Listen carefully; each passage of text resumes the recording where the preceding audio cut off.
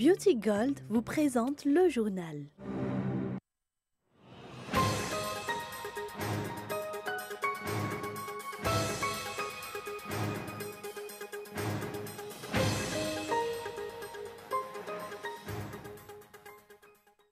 Les grandes lignes du programme de mise en œuvre de la politique générale de l'État présenté par le Premier ministre aujourd'hui aux membres de l'Assemblée nationale se divisent en 5 parties, des points qui vont permettre de développer le pays et de répondre aux besoins de la population. Hier, le président de la République a convoqué les membres du gouvernement en urgence pour un conseil des ministres. À l'ordre du jour, 2 principaux sujets. D'une part, l'éboulement de rochers qui s'est produit hier dans la matinée à un pas marine et d'autre part, cette réunion a aussi porté sur la prolifération de la rougeole dans la région de Diana. Facebook souffle aujourd'hui ses 15 bougies, l'histoire qui a fait le tour du monde, une success story marquée de succès mais qui n'a pas aussi échappé au scandale.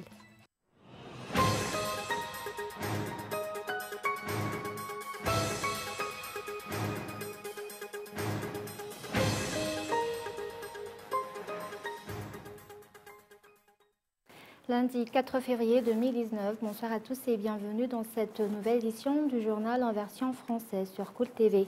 Actualité politique pour ouvrir ce journal, les grandes lignes du programme de mise en œuvre de la politique générale de l'État présenté par le Premier ministre aujourd'hui aux membres de l'Assemblée nationale se divisent en 5 parties, des points qui vont permettre de développer le pays et de répondre aux besoins de la population. Reportage de Feyzo Rafale. Comme le stipule l'article 99 de la Constitution, le programme de mise en œuvre de la politique générale de l'État a été présenté par le Premier ministre Tsai Christian et son gouvernement devant les membres de l'Assemblée nationale ce jour. Un programme réparti en 5 points qui permettra de concrétiser les promesses électorales du chef d'État. Outre la mise en place du gouverneur pour chaque région, le Premier ministre a abordé les mesures qui vont être prises pour lutter contre la corruption dans la gestion administrative. Des remarques ont été faites par les députés sur la lutte contre l'insécurité et la construction d'infrastructures routières dans plusieurs districts du pays. Sur le plan économique, le renflement des caisses de l'État ainsi que l'amélioration de la collaboration entre Air Madagascar et Air Austral ont également été abordés dans ce programme. C'est également le cas de la gestion de la JIRAMA, la production d'énergie renouvelable et l'accès à l'eau potable et à l'électricité. Un volet social trouve également sa place dans ce programme, à l'instar de la création d'emplois et l'emploi des sons pour tous, l'éducation pour tous.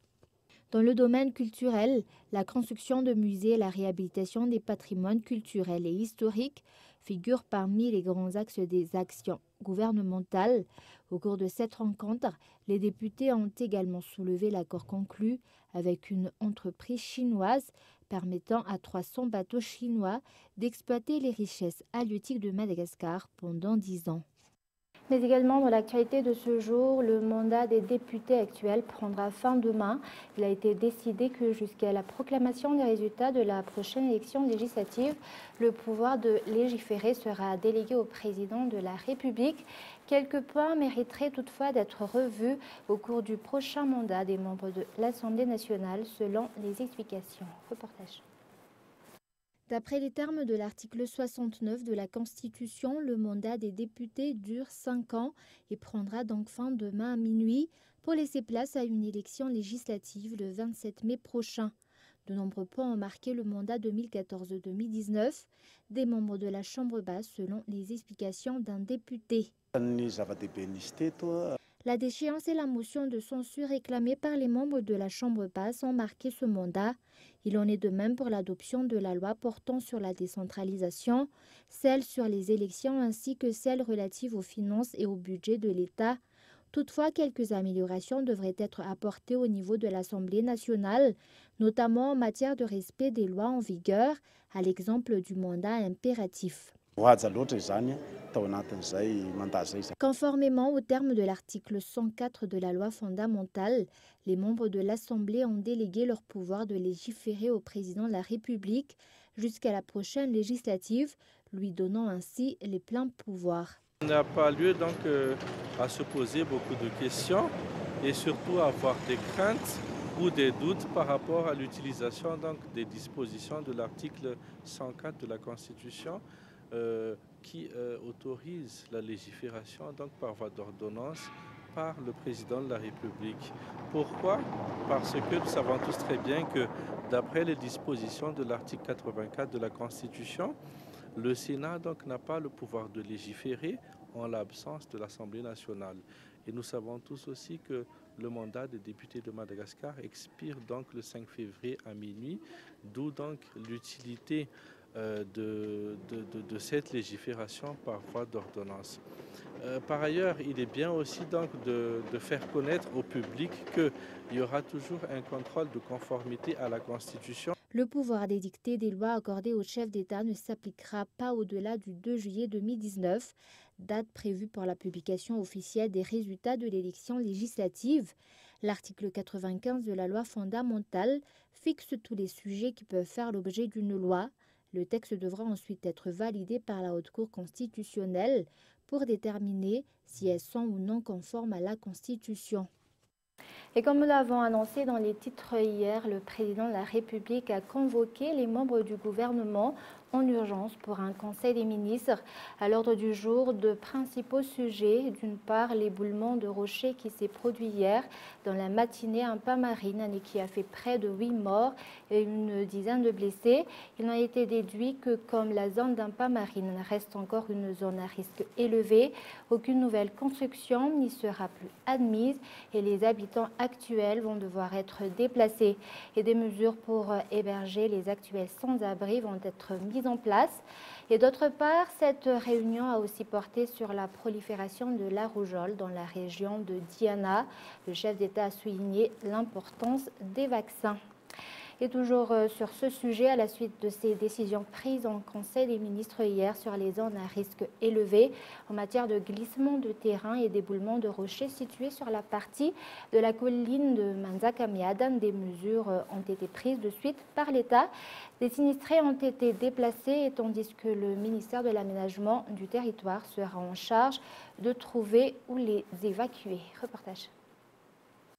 L'État n'a pas tardé à prendre des mesures après l'éboulement de rochers qui s'est produit hier à Pamarine, faisant quelques morts et plusieurs blessés. Les habitants situés sur la zone à risque ont été déplacés avec l'aide des responsables au niveau du Fouktang et des agents des forces de l'ordre.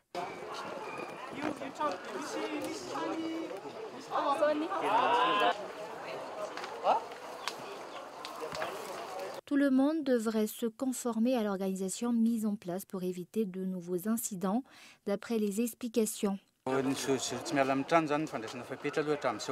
général, tous les habitants ont accepté de partir. Ils attendent juste de savoir où ils vont être envoyés. Nous demandons seulement à ce que ce ne soit pas trop éloigné d'ici afin de faciliter leur déplacement, car les enfants doivent aller à l'école et les adultes doivent se rendre au travail. Un système a également été mis sur pied au niveau de l'OMC afin de permettre de voir de près les endroits qui vont servir à accueillir les sinistrés. L'OMC a réfléchi sur la manière de concrétiser la décision du ministre. Il a été décidé qu'il fallait déterminer tout d'abord la capacité d'accueil du lieu. Ainsi, une partie de l'équipe s'est rendue à Mbujachim et une autre au village foire.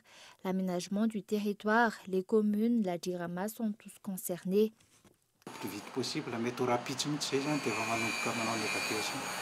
10 familles qui se sont retrouvées sans abri après l'éboulement qui s'est produit le 19 janvier dernier ont déjà été envoyées à Mbujachim ce jour. Le ministère de l'Aménagement du territoire, de l'Habitat et des Travaux publics se sont occupés des lieux qui ont servi à évacuer ces familles, tandis que le ministère de la Population s'est occupé du déplacement et de l'installation de ces sinistrés. Pour l'instant, ces familles vont être relogées ici à Mbujachim. Il s'agit d'une propriété de l'analogue. En tant que premier responsable de la population, nous prenons en charge leur installation après que le ministère de l'Aménagement du territoire s'est occupé de leur trouver un endroit où résider. Les citoyens doivent rester vigilants sur ces zones à haut risque. Chacun doit être responsable et respecter les organisations mises en place par l'État afin d'éviter les accidents. Le versant ouest de la colline royale de Manzakamiadan, allant de Tsemyalnzaf à Angadlalan en passant par un Pamarinan, reste encore des zones à risque élevé. Plus de 40 éboulements peuvent encore se produire dans ce secteur.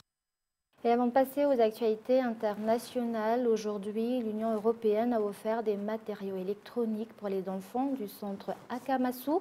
Et d'après le Père Pedro, il est grand temps pour les jeunes malgaches de rattraper leur retard. Reportage de Unasen. Des ordinateurs, des tablettes et autres gadgets électroniques ont été donnés par l'Union européenne au centre Akamasu par le biais de son ambassadeur à Madagascar. Ces dons ont pour but de servir à aider les jeunes résidents dans ce centre selon les explications. Bon, en effet, ça fait 4 mois que je suis à Madagascar. Et donc, pour moi, c'était important de connaître ce travail fantastique qu'a fait le Père Pedro, c'est vraiment impressionnant. C'est un exemple pour tout le monde et il nous rappelle ce qu'avec la bonne volonté, la foi et l'amour, on peut faire pour une communauté. Donc c'est une leçon pour nous tous sur le plan moral, on peut dire. Mais aussi, bon, on a profité de l'occasion, on avait une série d'équipements qu'on a utilisés pour la mission d'observation électorale à Madagascar. Et donc on voulait faire une donation à l'œuvre de Père Pedro pour permettre aussi à des enfants d'utiliser des ordinateurs, des laptops, des tablettes et toute une série d'autres instruments qui pourraient être utiles pour les programmes d'éducation que vous avez ici. Donc c'est une modeste contribution, une petite contribution et on espère pouvoir faire davantage dans l'avenir.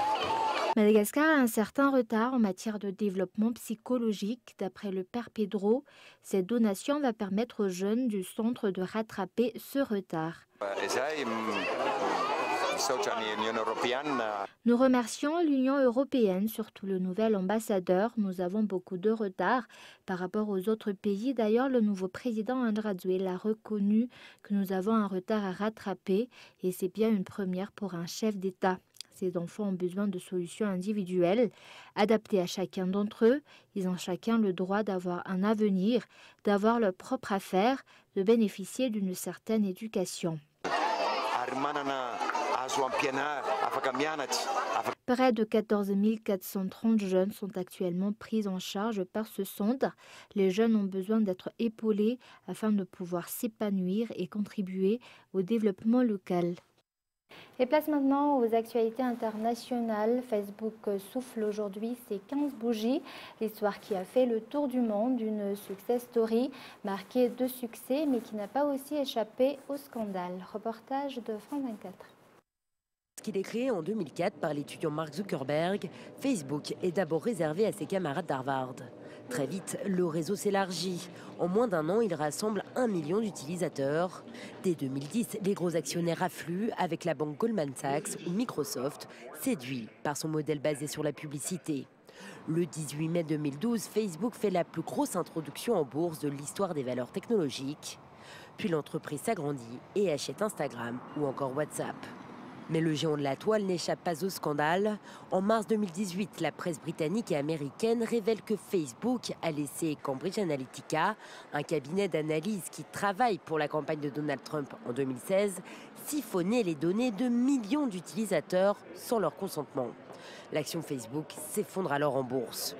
Fuite des données et lutte insuffisante contre les fake news, le Sénat américain estime que près de 126 millions d'utilisateurs Facebook auraient consulté en 2016 des contenus fabriqués par l'espionnage russe dans le but de manipuler l'opinion publique sur le sol américain. Il est clair que nous n'avons pas assez agi pour prévenir contre une mauvaise utilisation de ces outils. Cela est vrai pour les fake news, pour l'ingérence étrangère dans les élections, pour les discours de haine et pour les données privées. Nous n'avons pas pris de recul sur notre responsabilité. Et c'était une grave erreur. C'était mon erreur et j'en suis désolé. Mais malgré les scandales, l'entreprise continue de récolter des gains. Au 4e trimestre 2018, le réseau social enregistre un bénéfice net de 6 milliards d'euros, soit plus de 60% par rapport à la même période l'année dernière. Et les fuites de données n'effraient pas, plus de 2,3 milliards d'utilisateurs se connectent régulièrement, soit 9% de plus qu'il y a un an. Et toujours dans la page internationale, le pape François est arrivé hier soir aux Émirats arabes unis. Il accueille pour la première fois un chef de l'Église catholique, un voyage inédit pour favoriser le dialogue avec l'islam. Reportage. En foulant le sol d'Abu Dhabi, le pape François, ici avec le prince héritier des Émirats, est devenu le premier souverain pontife à se rendre dans la péninsule arabique. Un déplacement placé sous le signe du dialogue interreligieux. Ce lundi, le pape participe ainsi à une rencontre internationale sur la fraternité humaine aux côtés du grand imam Ahmed Al-Tayeb de la mosquée Al-Azhar au Caire, centre religieux sunnite de première importance. La journée de mardi sera marquée par une visite à la cathédrale d'Abu Dhabi et une célébration d'une messe en plein air. Près d'1 million de chrétiens vivraient aux Émirats arabes unis, principalement des travailleurs étrangers, notamment philippins et indiens, qui ont fait la queue pour obtenir des places pour la messe. J'ai vu un message sur mon téléphone et mon nom était sur la liste. J'ai dit « Merci mon Dieu, merci mon Dieu !» Avant son départ pour les Émirats, le pape avait adressé un message vidéo. Je suis heureux de cette occasion que Dieu m'a offerte d'écrire sur votre chère terre une nouvelle page d'histoire des relations entre les religions. Le prince héritier d'Abu Dhabi a pour sa part salué un homme de paix et d'amour. Les Émirats qui s'enorgueillissent de posséder un ministère de la tolérance. Mais cette visite ne fera pas oublier les critiques formulées à l'encontre des Émirats arabes unis pour leur intervention militaire au Yémen aux côtés du puissant voisin saoudien. Le pape abordera-t-il la question ? Dimanche, juste avant de prendre l'avion, il s'était dit une nouvelle fois très préoccupé par la crise humanitaire au Yémen. Le pape poursuit en tout cas sa politique de main tendue avec l'islam. Après s'être par exemple rendu en Égypte il y a 2 ans, il a d'ores et déjà prévu d'aller dans un autre pays. Fin mars, ce sera au Maroc. Et avant de se quitter, je vous rappelle les grands points de ce journal, les grandes lignes du programme de mise en œuvre de la politique générale de l'État présenté par le Premier ministre aujourd'hui aux membres de l'Assemblée nationale se divise en 5 parties, des points qui vont permettre de développer le pays et de répondre aux besoins de la population. Et hier, le président de la République a convoqué les membres du gouvernement en urgence pour un conseil des ministres. À l'ordre du jour, de principaux sujets. D'une part, l'éboulement de rochers qui s'est produit hier dans la matinée à Pamarine. Et d'autre part, cette réunion a aussi porté sur la prolifération de la rougeole dans la région de Diana. Le chef d'État a souligné l'importance des vaccins. Et enfin, Facebook souffle aujourd'hui ses 15 bougies, l'histoire qui a fait le tour du monde, une success story marquée de succès, mais qui n'a pas aussi échappé au scandale. Et voilà, c'est la fin de ce journal. Merci de votre fidélité. Passez une excellente soirée en compagnie de Cool TV.